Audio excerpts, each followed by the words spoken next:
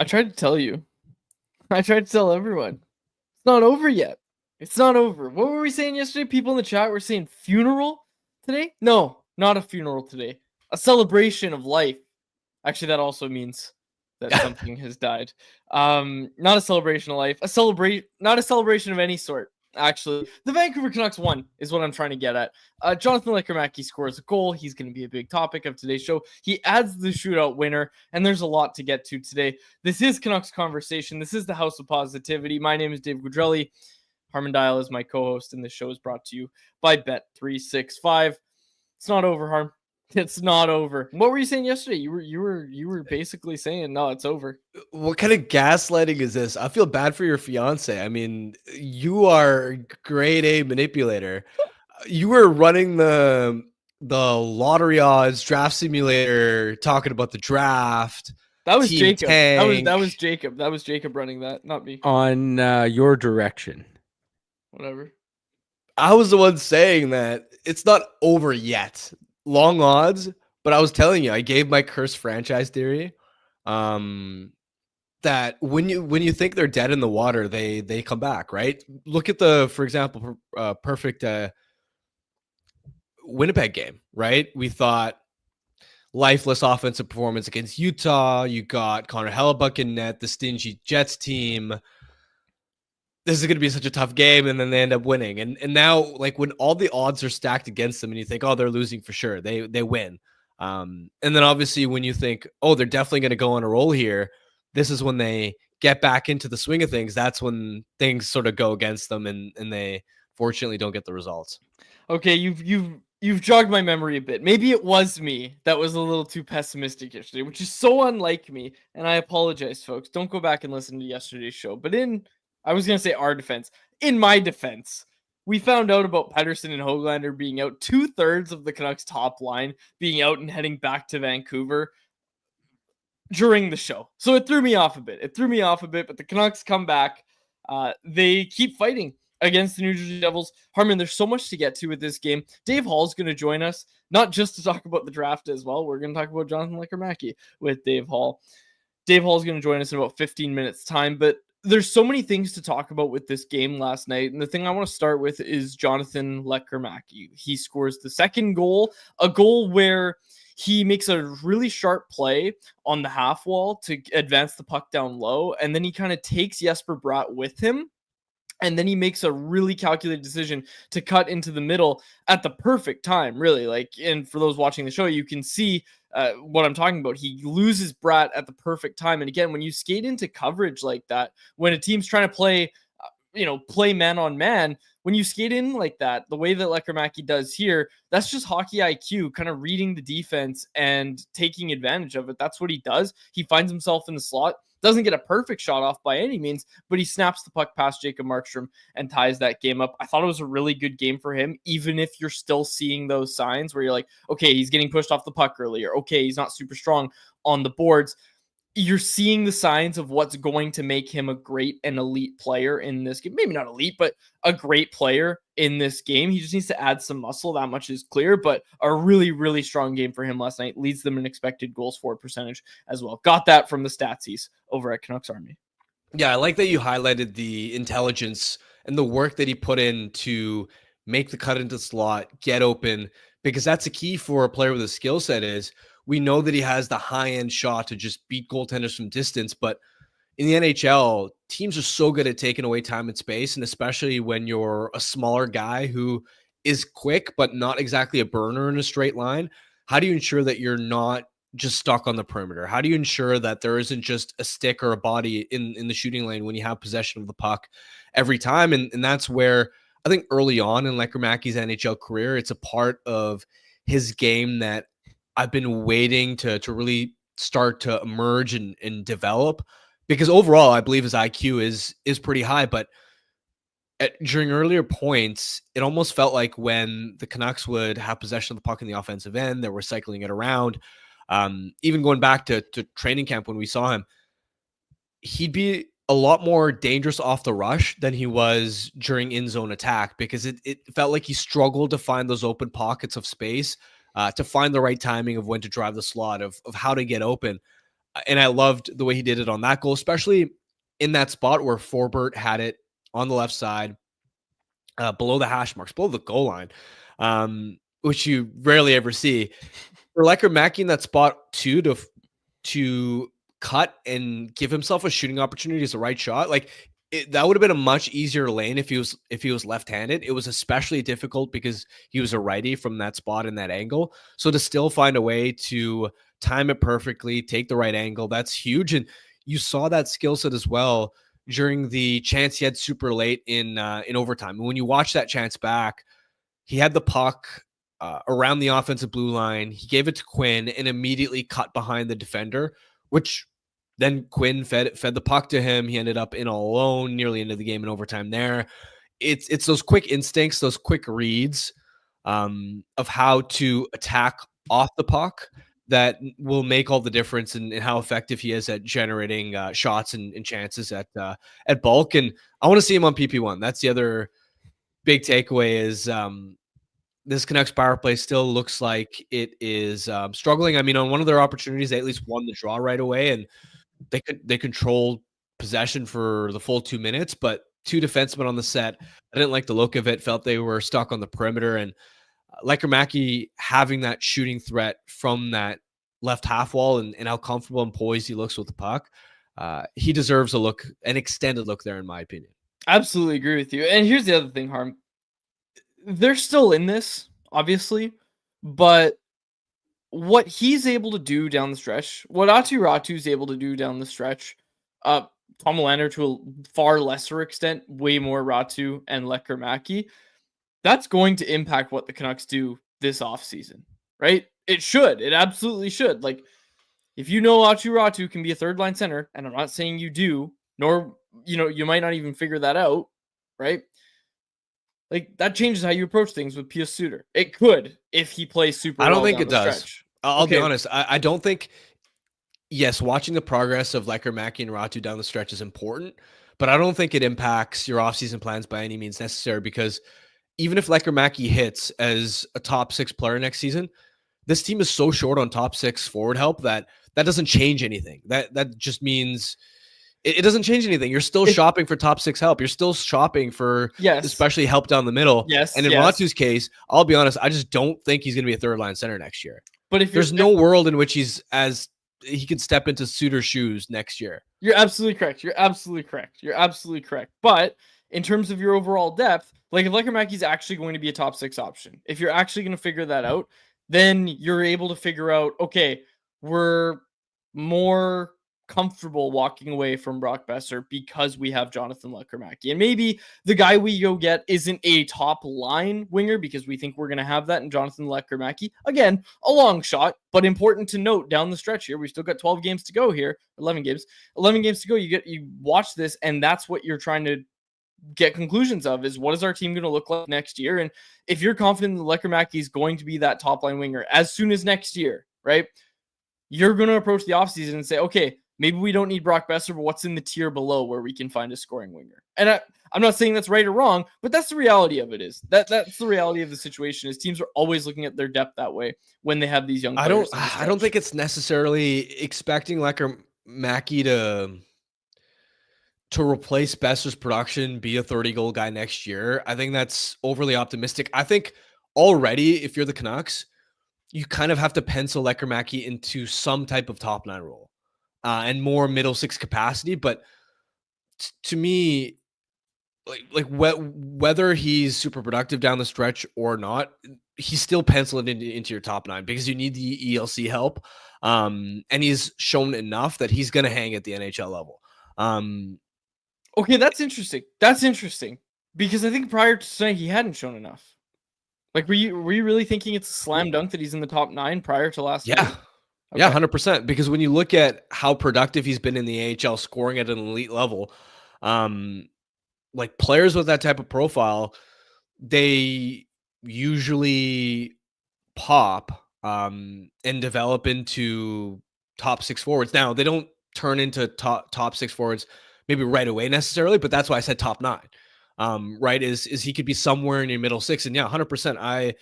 I already penciled him in because a player like that, you have to remember he's still only 20 years old. One offseason can make a huge difference for a player's development. And again, given how much high-end skill this team lacks, yeah, I'll be honest, even before last night, I was 100% looking at Lekkerim&auml as he's got to play top 9 minutes. Now, does that mean he has to play first line? No, because that's a lot to ask for. But like at the bare minimum, he needs to be, let's say, a sheltered third line scoring winger who can also help you on the power play. Like that's what this team needs in order to have an effective enough attack to contend next season. I'm really intrigued to watch Lekkerim&auml down the stretch. Let's watch that shootout goal. He puts a bow on this game. Absolutely deserving of this goal, of this honor, of closing this one out. A hard-fought game. The little stick twirl as he approaches the puck. And then, man, like, this is the thing that people don't get is the deceptiveness where he pulls that puck in close.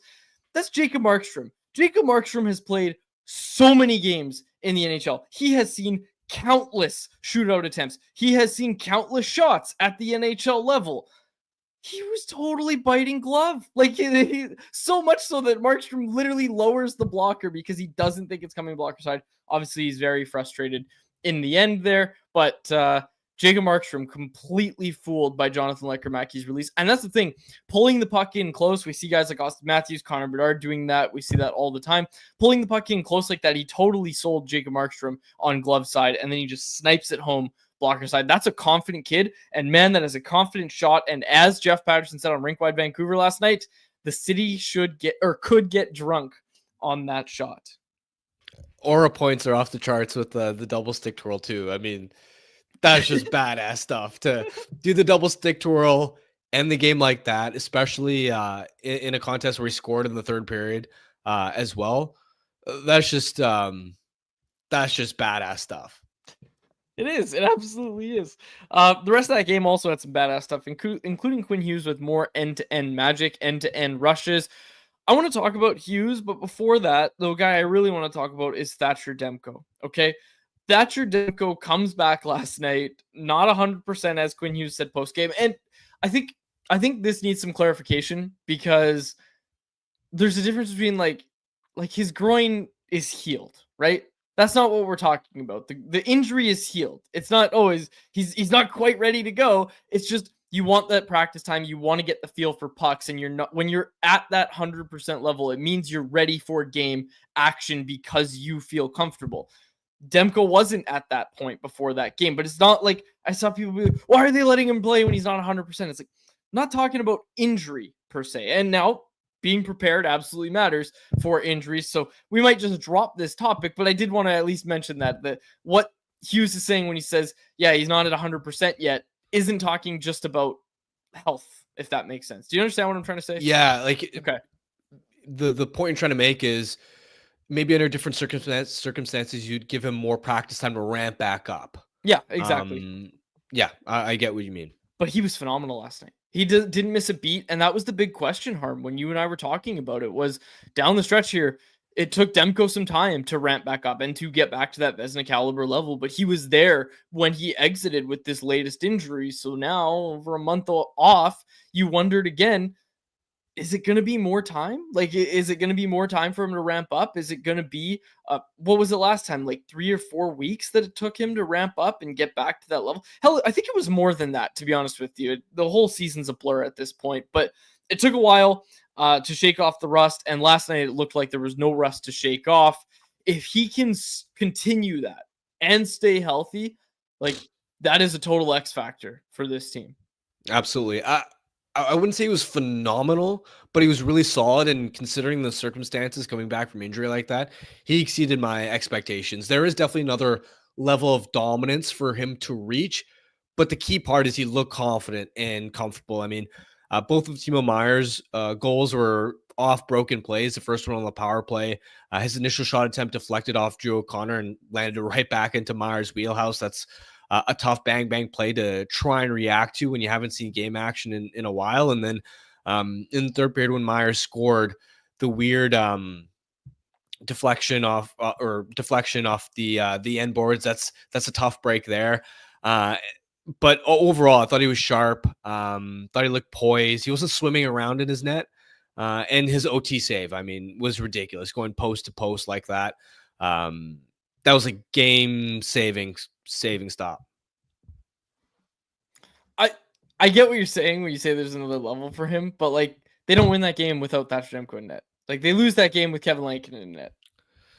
Maybe, but let me frame it this way. I thought saves. Yes, but I thought the Canucks were better than the Devils last night.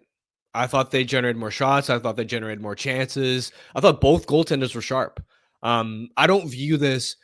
Put it this way: Demko's dominant level is Canucks kind of play like trash. They don't really create many chances. They give up a lot, and he still steals you 2 points. Yeah, but you still need the saves. You still need the saves when you're playing well. but the team played well in front of him, right? If the point I'm trying to make is goaltending wasn't the reason the Canucks necessarily won. On balance, I thought the Canucks in that game had more grade A chances than the Devils did. They did. That's the point I'm trying to make. Is I thought they outplayed New Jersey. It wasn't by a huge margin, but in my mind, they were the better team. Just looking at the forwards and defensemen and how they performed. Yeah. Okay. Fair enough. But again, we look at that save in overtime. That's the difference between 2 points. Look at that save in the shootout. That toe save as well that he made. Just I really thought he looked good. And I will say as well, in terms of positioning and all the things that you want to see a goaltender do, he did look like he hasn't missed a beat, at least in my mind. So we'll see how he progresses, but that's a big boost to this team.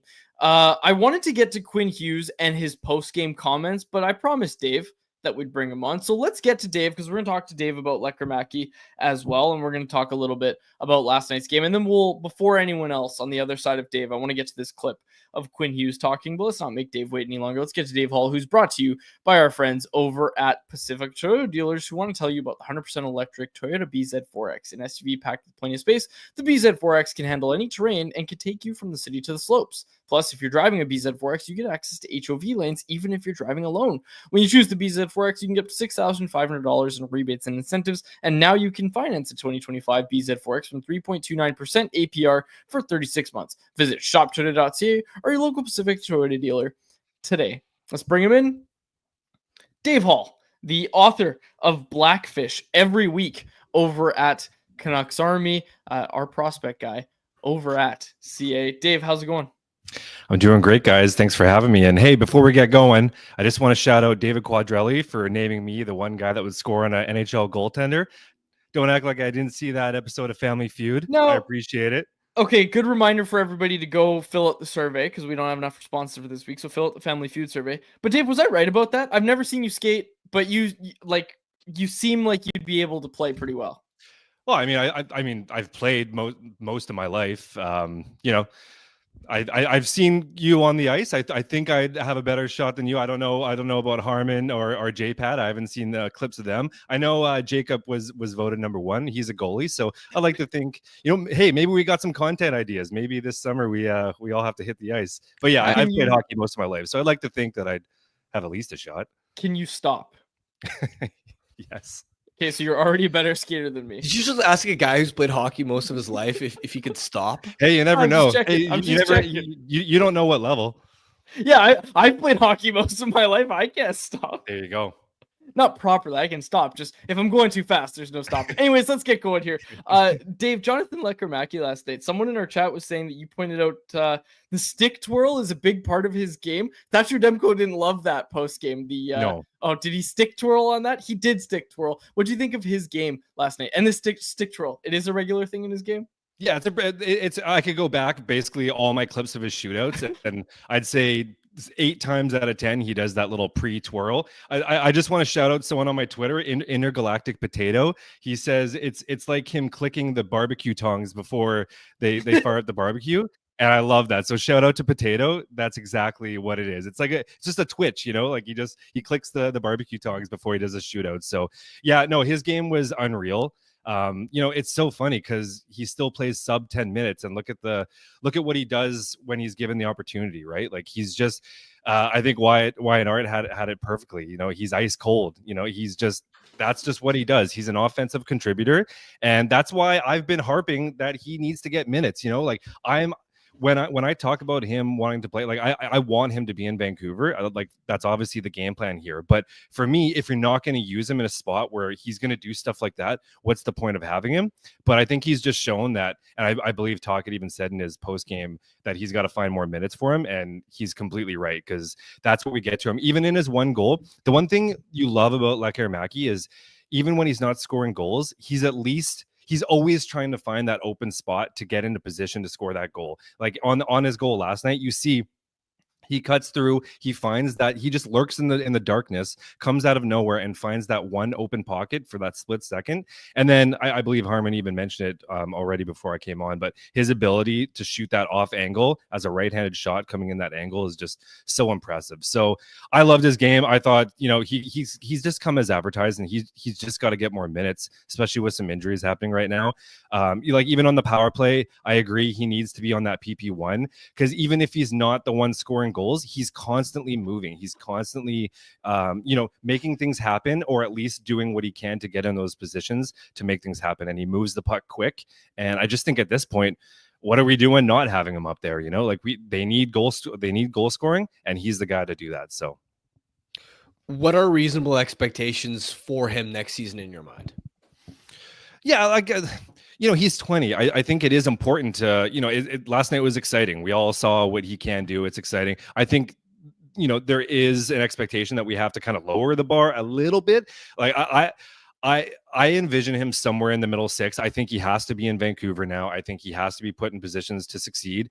The one thing that we know about Lekkerim&auml is he's a workhorse in the offseason. So, 2 years ago, I guess it was 3 years ago now, he had a tough post-draft season, obviously a bunch of injuries and illness in there. But that summer, he made it, his game plan to come out and have a big summer. He came back guns a-blazing and had a heck of a year as the SHL Rookie of the Year. And so now that he's got a taste in the NHL, he knows he's got to hit the gym. And, if he comes back with a little bit more size, I think that's all he needs to definitely put him in a spot to be in that middle six, preferably even, second line scorer. Has to be on the power play. So I think expectations should be kept a little bit at bay in terms of, being the go-to guy. But I think you should definitely pencil him in for a spot in Vancouver, and hopefully second line maybe. Dave, let's get some Blackfish highlights. Blackfish, of course, your weekly prospect report over at Canucks Army, the most in-depth prospect report, I'd say, of any team. Yeah, I might be crazy about that, but I don't read every other blog that's out there, but I'm pretty sure there's no, Montreal Canadiens blog that's pumping out Blackfish type content. So anyways, Blackfish highlights from the week. Max Cissan, his hot streak. Tell us about that.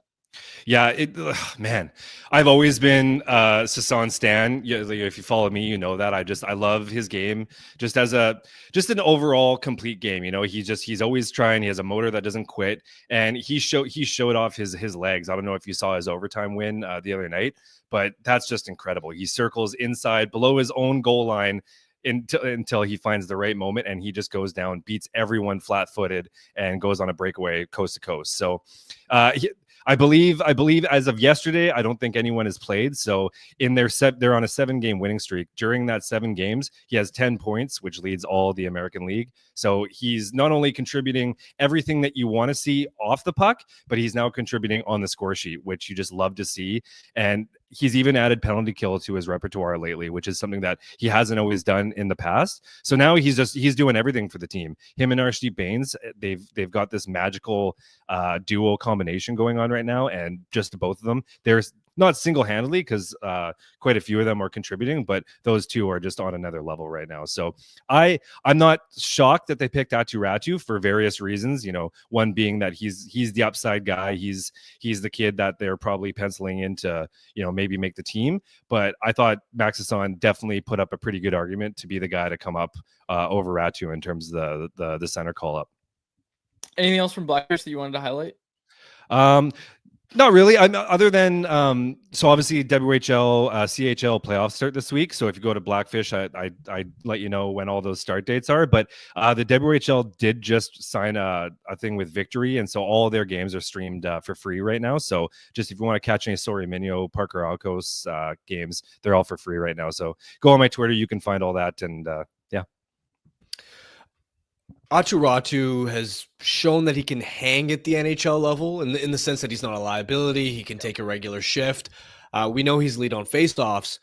But one thing that I've been wrestling with as far as whether or not he can develop into an everyday NHL player is this idea of what's his identity or role going to be? Because if you're vying for a bottom six spot and you're trying to make the case for a coach to not be able to pull you out of the lineup, there's got to be a calling card you have beyond just the faceoffs, that a coach looks at him and goes, can't take him out of the lineup.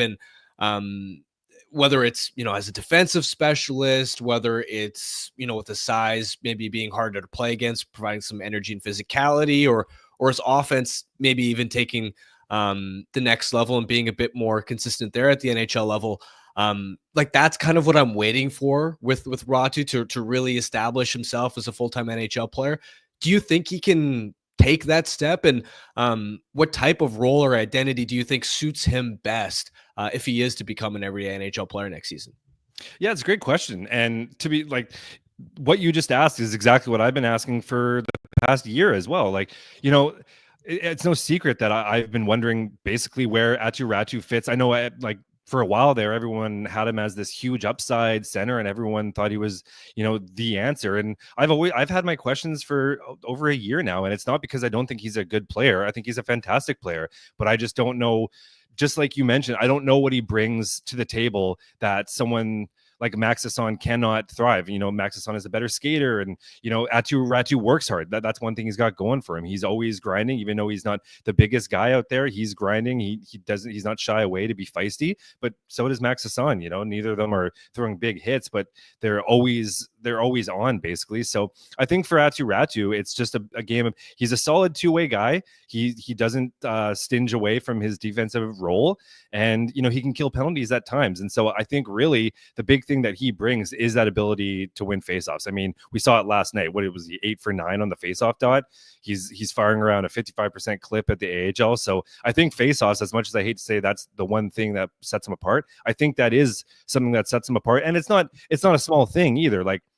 Depending on whatever side it is, he could be put in those positions to win those big faceoffs. So basically, I know it's not the greatest answer, but that's kind of what I'm looking for too, and trying to decide is what he brings that's going to put him in. I still think he's a solid bottom six, two-way specialist, kind of, defensive role, penalty killing guy, but we're still waiting on that answer. Dave, we got a lot of questions in the chat from listeners. I want to ask you about Manny Malhotra, friend of the show. We love Manny Malhotra on this show, but half the Canucks NHL team right now is guys who have played for Manny Malhotra this year. What can you say about him as a coach? And this one's from Arvin in the chat, who wants you to talk about the synergy between the two teams playing the same systems and whatnot. Yeah, I mean, Manny, first and foremost, Manny's just such a great person. You could just tell instantly from the moment that he came on. I remember interviewing him at development camp, and you can just tell that he really wants to take the time and put in the work, and just, I don't know, he just seems like a player's coach, and he just seems like a really good person on the side. So it's been great. I think you could tell early on that some of the players, especially some of the players that were playing for Colleton last season, you could tell that the systems, they were working through the motions, really trying to figure it out, but they've figured it out this past half the season. You can tell that they're working the way that he wants to play, and it's worked out. I mean, and it just shows the way that all these players, we've seen 5, 6, 4, how many, I've lost count of how many players we've seen come up from Abbotsford and play, and they fit in seamlessly, right? And so I think Manny Malhotra has to be given a lot of flowers for his job this year, and who knows? He might not be Abbotsford's coach for very much longer. He might get a nice look in Vancouver. And I think personally, that was probably the game plan from day one. And they seem like a system that really wants to work within. And I think the whole game plan is to get Manny up eventually. That's just my opinion. But this one from Ty's Hockey Talk. Question for Dave: growing up playing hockey with Stankoven, I knew he was going to be that guy and thought he was a steal in the second round. Where did you have him on your draft board in 2021? Great question. So I don't do personal person by I do pick for pick. I do kind of tiers, just because I'm not doing full on draft shows and all that stuff. So I don't have a full on draft board, but I do have my tiers. And what I can tell you is what I can tell you is I thought Stankoven was going to be gone before Vancouver. I thought I had him like very late first, early second. But I'm biased with a guy like Stankoven. A player like Stankoven with his type of, just dog on a bone, a little bit of a smaller, bit of an FU mentality. I'm a sucker for those type of players. So like I like Stankoven's game a lot, and plus he had all that skill in the world to kind of go. But you got to love the guy who just doesn't quit, has that motor that just he just go. So I had him late first, early second, more so in the early second. But I was on him. I was really, when he was available and the Canucks were drafting, I thought for sure it was going to be Stankoven, and of course he goes a couple picks later, and the rest is history. But didn't we all? We all? Yeah. Super chat here, and it's a question for you, which is great. So it's topical. It's a super chat, which means it's a donation to the BC Mental Health Foundation. It is a $6.99 donation to the BC Mental Health Foundations. All of our proceeds from our super chat are going to the BC Mental Health Foundation, changing the face of mental health and addiction by supporting breakthroughs in care, public understanding, research, and knowledge exchange. Dave, the question for you is, do you follow any teams outside of the organization? Could there be anyone ripe for an offer sheet that could fill the Canucks' needs? You can use a lifeline if you want, because I told Harmon to start looking at our offer sheets. But do you have anyone in mind?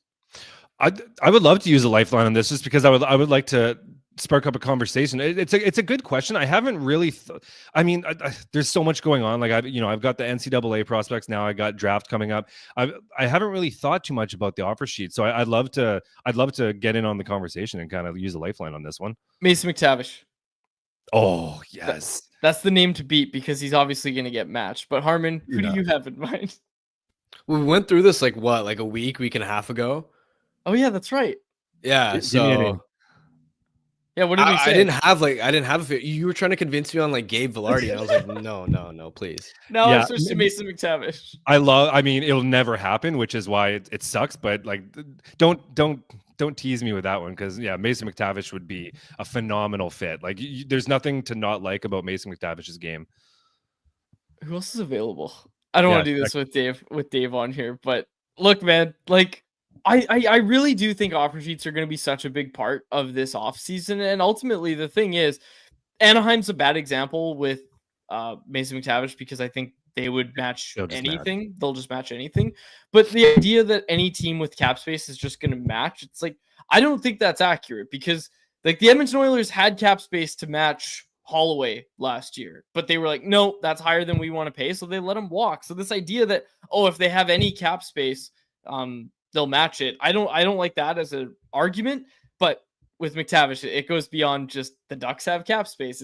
He's a big part of that Ducks team, and they really how that Dylan Holloway one's turned out for Edmonton too. Oof. Yeah, and I think honestly, I think teams are really going to start to utilize offer sheets. They're going to get ready to use those this offseason. I'd love to see the Canucks be a part of that. Dave, final one from me.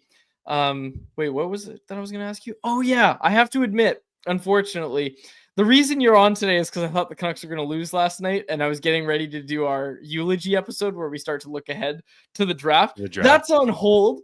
Instead, we get to talk about Jonathan Lekkerim&auml, and this was a lot of fun. But the last thing I have for you is, tell me about these centers that are in the middle of the first round there, because there's one named Jake O'Brien who, based on height alone and point totals, I really like. Tell me about the centers available in this draft in the middle. Well, yeah, and I will have an article up soon with Canucks Army. Like, now we definitely shift focus towards draft picks. And you read my mind. Jake O'Brien is on my top of the list, just based on where they're probably likely going to pick, somewhere between, I don't know, probably, I don't know, I guess it's all up in the air right now. But Jake O'Brien, if he's available, I think he's definitely the pick for various reasons. Like you said, he's 6'2". He's a little bit on the slighter side, but he's still so young that he's one of those wild cards that if he can gain 25 pounds in the next couple of years, like he could in theory be the best pick of that 10 to 20 range. To be honest, I don't even think he'll slide to 20, but he's one of the best playmakers in the entire draft class. So, if he can get that 25 pound push in the next couple of years, like, he has a real solid potential. Right shot center as well.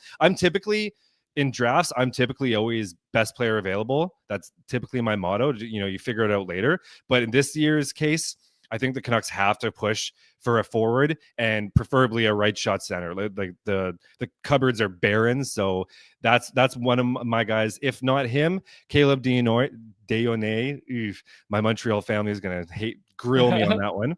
But I think he's sort of like O'Brien. He's on the taller side, but still has some filling out to do. But he's a physical specimen.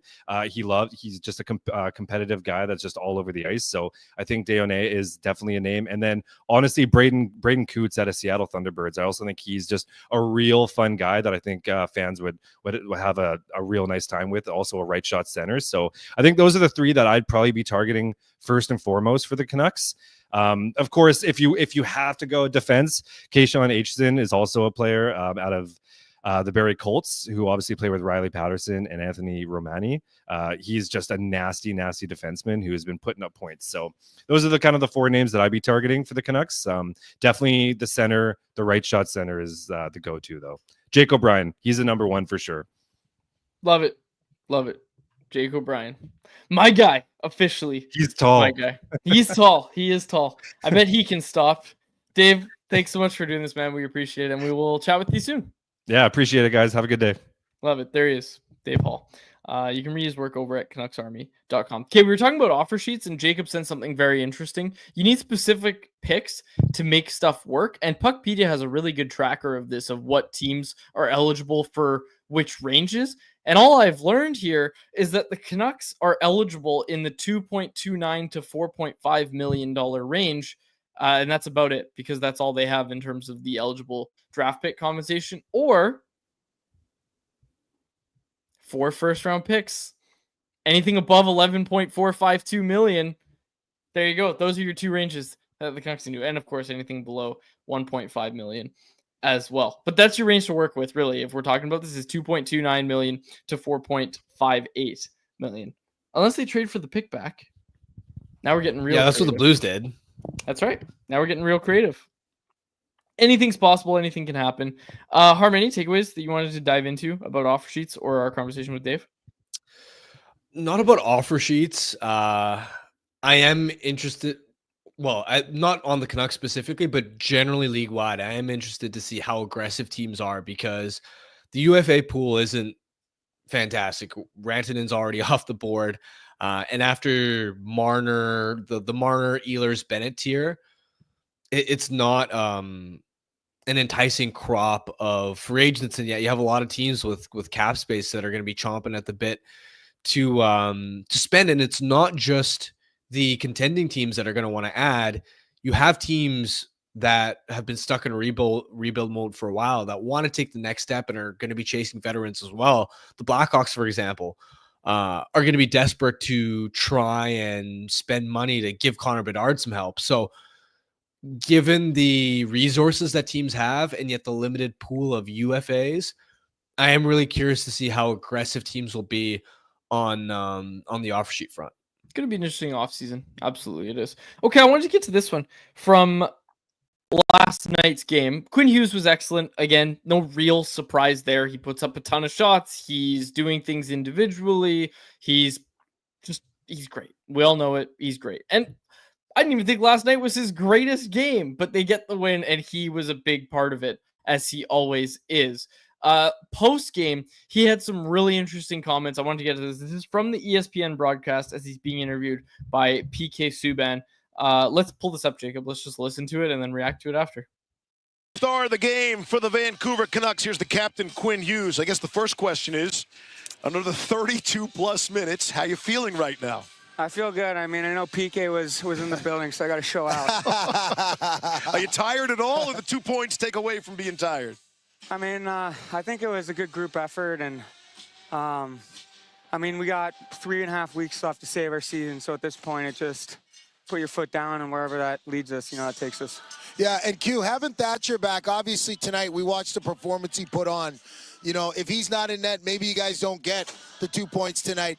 How big of a boost is it for your team just seeing him back there making those big saves? Like, what confidence does that give you guys to think that you guys can do this thing and pull yourself into a playoff picture? Yeah, I mean, first off, Lincoln's been playing like, real top goaltender in the league. But, Thatcher, he's, I've been here for 6 years. He's been here. We've been here together. And he's a Vezina-type goalie. Maybe, definitely could have probably won the Vezina last year. And when he's in the net, it's a different feeling. And, I think he's had like 2 team practices, maybe even 1 before tonight, so probably wasn't even, close to 100% tonight, and he just gutted one out for us. He was an absolute beast, and he's just one of the most competitive guys I know, and for him to come out and gut that one out for us, and that save he made in overtime, classic me playing a 2-on-1 like shit, but I can't say enough about Thatch.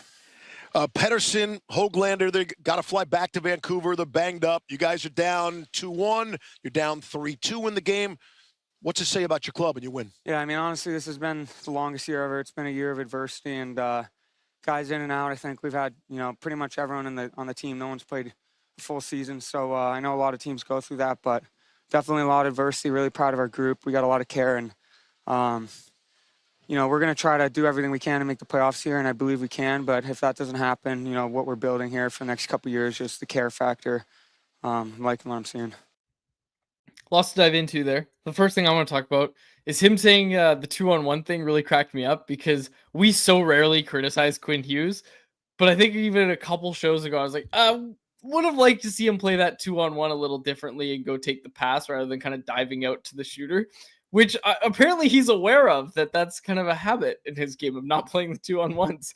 Exactly perfect. But a great interview post-game there. And obviously the one that I think a lot of people kind of picked up on was saying, yeah, the next couple of years here, I'm really liking what I'm seeing in terms of the care of the team. Like, look, that quote doesn't mean this guy's going to sign here for 8 years and he's never leaving. It doesn't mean that, right?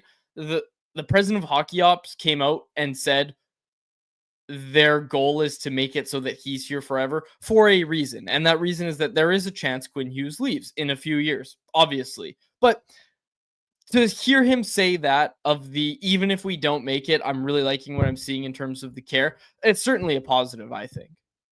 Yeah, and this is where even just Quinn clicking at this level, if he sustains this, I don't expect the bottom to fall out on this team, right? For anybody that yesterday was hoping for the team to tank and a higher draft pick. And don't know who would have said that. Can you sneak closer to the top 10 range? Quinn Hughes on his own is not going to let the bottom fall out unless he, knock on wood, gets more banged up or the workload catches up to such a point where he's just exhausted. Him at this level, he single-handedly drags his team, and it's insane too, not just the number of chances he generates for himself, but how often he's setting teammates up, whether it's off the rush, in zone during possessions where he's able to go down the wall, throw pucks into the slot. He's been such a beast, and yeah, like that's the biggest reason why I expect the Canucks to be somewhat competitive and keep things close, even though they're ultimately still facing an uphill battle to climb back into the playoffs. Anything else you wanted to get to before we get to anyone else?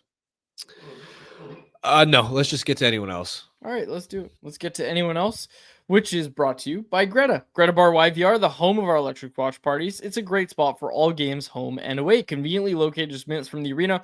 Make Greta your pre-post your main spot to chill next time you're downtown with drinks, the iconic street food menu, and of course the arcade games. Head on down to Greta today. 50 West Cordova Street is the address. Let the games begin. Okay, this is an interesting one. Any theory here? This one's from Andrew K in the chat. Why are players so candid on ESPN and so reserved on Canadian TV? There is a stark difference. I don't know if it has to do with the country that the thing's being broadcasted from, but I think it has to do with the fact that, like, Quinn Hughes knows PK Subban quite clearly, right? Like, they're clearly buds. Nobody's buds with Elliot Friedman. You know what I mean? Like, no disrespect to Elliot, but I'm just saying, like, ex-players are often on those ESPN broadcasts. It's just a little bit different, I think. I think that's really what it comes down to. Like, getting a question from Paul Bissonnette where he might even throw in a chirp at you is different than getting a question from, like, David Amber. I don't know why I'm just picking on Sportsnet hosts, but you get what I'm saying, right? 100%. It's not the country. It's the familiarity factor, the chirps, and that's why TNT specifically has been crushing it. Like, they've turned those player those little player segments into something that's consistently interesting, which is really difficult to do with NHL players. The thing with the again, like the cream of the crop when it comes to that and broadcasting is Paul Bissonnette doing the bit with Brad Marchand where he shows up and he's all wrapped up and he calls him an angry little elf. Like you can't just do that to players, right? Like you can't do that unless you have, you know, rapport with the players, and that's what that's ultimately, I think that's what it comes down to. But people have their theories. People have their theories in the chat here. Okay. Okay, this one from Skytraining Canuck said, I have fears of Hughes leaving at the level when I heard rumors of Bo Horvat leaving the Canucks via trade. What's your level of concern like for Hughes compared to Horvat? I'm going to say, like, I think it's more likely than not that he stays, right? Like, you don't have to agree. I'm just coming to the fact that, like, he is very obviously committed to this team. If he has any thoughts of leaving, he certainly hasn't shown them, right? Like, he gives his all to this team. We know how much it means to him to be a captain in a Canadian market.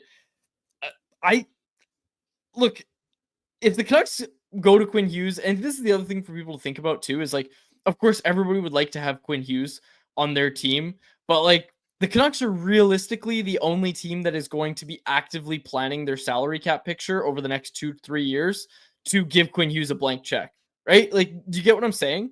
They're going to be the only ones that are like, okay, our goal is to have Quinn here forever. So that's going to cost a lot, but we're going to pay whatever it costs because he is the best player. He's certainly the best defenseman this franchise has ever seen, and he's one of the best players this franchise has ever seen. I'll be honest, I think it's way too early to handicap the odds of whether he re-signs or not, because there's still 2 years left on this contract, and ultimately next season is going to be massive. Right? Next year is going to be huge because you, in an ideal world, summer of 2026, July 1st, he'll be eligible to talk extension.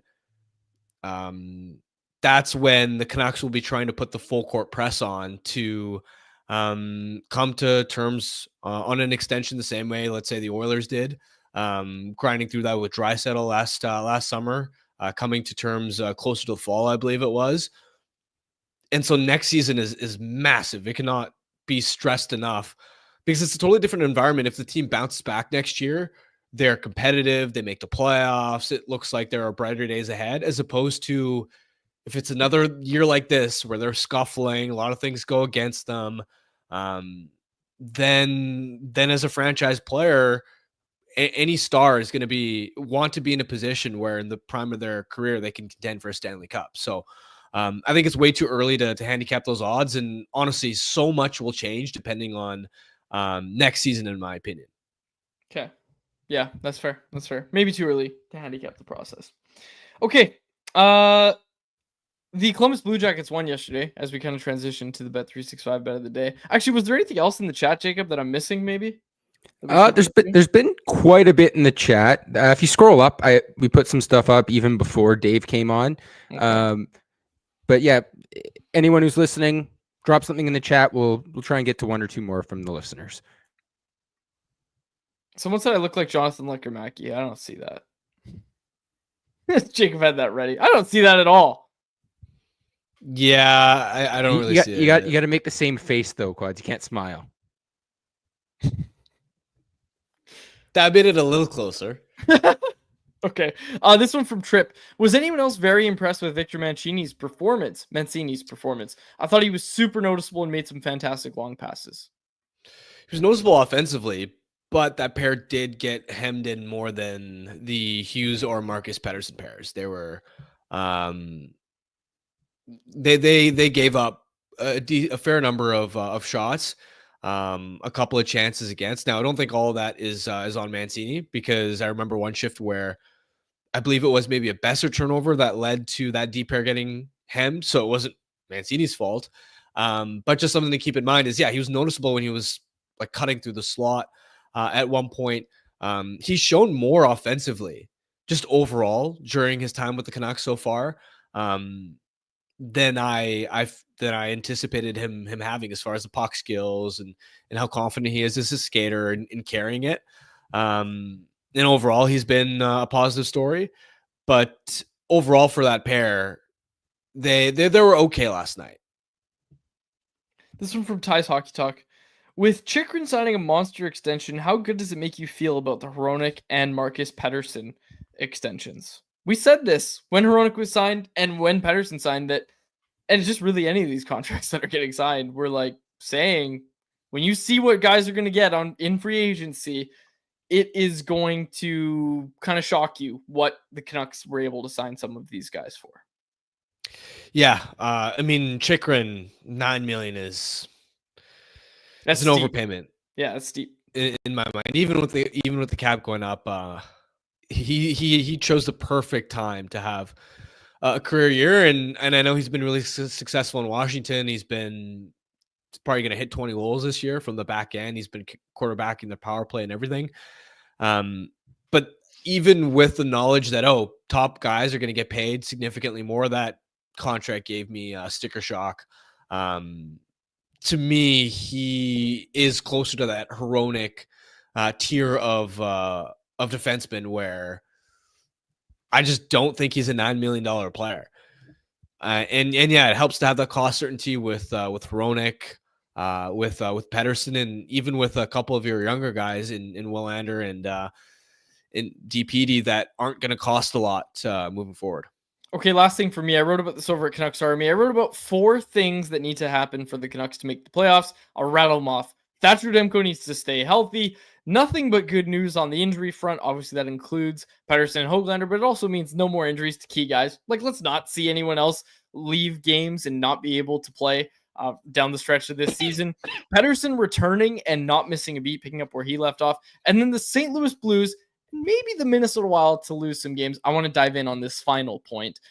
The St. Louis Blues take on the Montreal Canadiens tonight, and it is going to have big implications either way on their playoff chances if the game ends in regulation. This courtesy of Noah Strang, who tweeted out, if the Canadiens beat the Blues in regulation, it'll do a lot for the Canucks' playoff chances. The Blues' playoff odds can swing about 10% either way, depending on the result, per moneypuck.com. If the Blues beat the Habs in regulation, it goes up 8.3%. And if they lose to the Habs in regulation, it goes down 13.7%.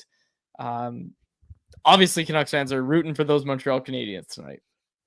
Yeah, it's also interesting with the Blues because their schedule is a lot softer than the Canucks down the stretch. But if you're looking for a pocket where you're hoping you could get some help on the out-of-town scoreboard and the Canucks could maybe make up some ground, I'm looking at the early April, where between April 5th to 9th, they play 3 games against Colorado, Winnipeg, and Edmonton. That's the toughest stretch that the Blues have. The rest of it is kind of a cupcake schedule. But the point being, if the Canucks can sort of hang around and be within striking distance before that April 5th 3-game mini gauntlet that the Blues have, then the hope there is during that 3-game difficult stretch that the Blues can maybe fumble some of those games, and that can give the Canucks an opportunity to climb back into the mix of things. And I mentioned Minnesota, so I want to bring up this comment from Conversation, who said, hot take, the team to catch is Minnesota, not St. Louis. The Blues will pass Minnesota. Now, I dove into this a little in the article as well. The Minnesota Wild are hanging on with 85 points. They're banged up. They've got a relatively tough schedule coming up. They've got 2 games against the Dallas Stars still, the Vegas Golden Knights, and the Washington Capitals. It's unlikely that they fall out of it, but it certainly is something to watch. It's not just a battle for wildcard 2 in my mind. You're going to be watching it. It's close enough that you're watching what happens between the Blues and the Wild as well. And of course, the Canucks play the Wild on April 12th. So that could be a really interesting game as well. That would be the Wild's second to last game of the season, Canucks' third last of the season. But I wrote about it over at CanucksArmy.com. I just wanted to at least bring it up. Yeah, Minnesota is going to be... I could see the Blues maybe passing Minnesota, but for the... Let's say the Blues pass Minnesota. Minnesota's in a wild card spot now. It's... or, I mean, they already are in wild card 1 2. Right yeah. You're saying if they flip. Even then, it's tough. The Canucks are 7 points back. That's a massive deficit. Now, the Canucks do have one head-to-head game against Minnesota remaining, so that would be a critical opportunity. But just for reference, Money Puck has Minnesota's playoff odds at 93.4%. So they're still pretty safe here. That's why Conversation said hot take. Okay, let's get to our Bet365 bet of the day. Do we take Habs money line, or like how does this work, Harb? What are the rules? I feel like you shouldn't touch anything that has implications on the Canucks playoff odds. Okay, fair enough. Well, I called it yesterday. Absolutely called it. The Columbus Blue Jackets won handedly in a shootout. And I got my bet. I hit my bet, so we're back on a winning streak. Tonight. The New York Rangers are facing off against the LA Kings. They are visiting LA, and the Rangers are fighting for their season, looking to bounce back after a pretty mediocre performance, I'd say. They play the Kings tonight. You can get the Rangers money line at plus 145 odds, and I am taking that. That's our Bet365 bet of the day, courtesy of Bet365, where every nail-biting overtime win is a barn burner. Every face-off, hat-trick, power play, shot on goal, penalty shot, and every suspenseful minute in between is amazing. Whatever the moment, it's never ordinary at Bet365, an official partner of the NHL. Download the Bet365 app and use the code NATION to get in on the game. Must be 19 or older. Please play responsibly. All right, we will wrap it up there. That's a bold pick, by the way. What do you mean? I'm not saying you're going to be wrong necessarily, but it's bold. The Kings have well, not because of that, just the circumstances of the Kings have won back-to-back 7-2 games. They're rolling right now. And the Rangers have been struggling mightily as we saw over the weekend. My model says they're due for regression. All right. Well, and I'm not disagreeing, just saying it's bold. Yeah, and the Kings are now actually the second spot in the Pacific too. Like they're battling for home ice advantage against the Oilers in the playoffs now. I think I agree with Harm. It's a bold pick, but hey, that's why you got underdog odds, right? If you want to bet responsibly, maybe don't listen to Quads on this one. But hey, if you want to win, follow me. This is not financial advice. This is not financial advice. People are asking for the giant baby. Can we get giant baby before we close out? Man, you know what? I just need to prep my show with the giant baby. I thought sorry, I was saying it because I thought we always had it on hand because you've been so quick with it before. I thought because I giant baby button. Okay, no, not quite, but here we go. I got the giant baby. There we go. Nice. Ottawa Senators holding down wildcard 1 still. We'll wrap it up there. For my co-host Harmon Dial and our technical producer with the lightning fast hands, Jacob Lazar. My name is Dave Gujelli. Our thanks again to Dave Hall for joining today's show, and our thanks to you, the listener, for listening to an episode of Canucks Conversation. Canucks Conversation is live Monday through Friday, every weekday at 2 p.m. over on the Canucks Army YouTube channel. Make sure you like, subscribe, and interact in the YouTube live chat every day with us, folks.